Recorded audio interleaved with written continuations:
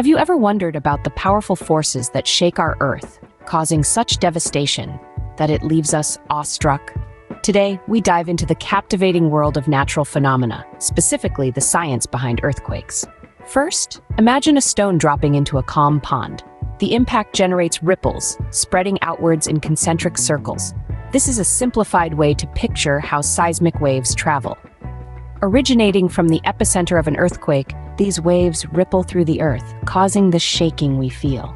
Visual: a cartoon animation of two rocks having a conversation. Voiceover: now let's take a quick breather and lighten the mood with a little earthquake humor.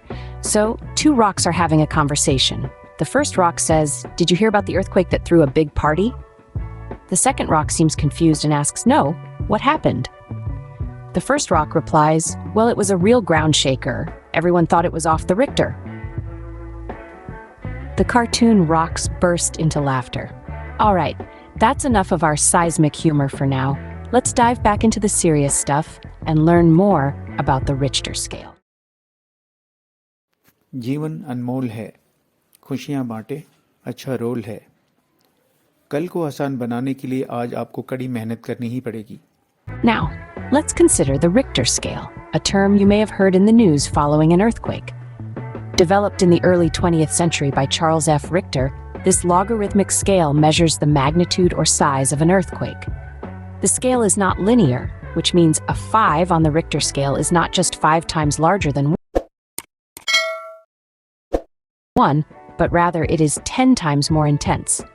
So, an earthquake measuring 8 on the Richter scale is 1,000 times more powerful than one measuring 5. But how do we measure these seismic waves? Enter the seismograph. This instrument records the intensity, direction, and duration of an earthquake by translating the seismic waves into a visual display. Picture a needle drawing wavy lines on a rolling piece of paper. Those squiggly lines, or seismograms, give scientists crucial information about the earthquake. Now let's travel beneath the Earth's surface to the sites where earthquakes originate, known as fault zones. These are regions where the Earth's tectonic plates grind and jostle against each other, building up stress over time.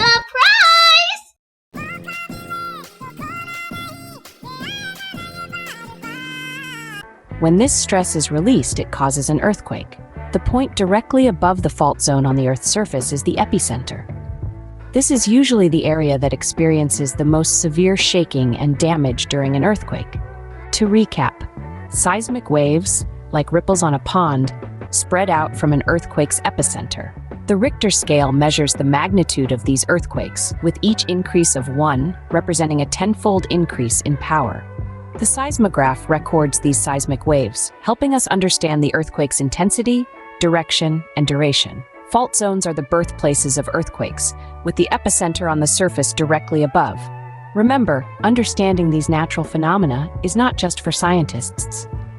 It equips us all with the knowledge to comprehend the world around us, and perhaps helps us feel a little less small when the ground beneath us trembles.